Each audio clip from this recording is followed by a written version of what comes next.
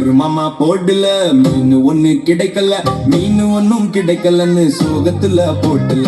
இயேசு ராஜா வந்தாரு, பொட்ட கொஞ்சம் கெட்டாரு, கீழ்படிஞ்ச பெதர் மாமா பொட்டதா கொடுத்தாரு.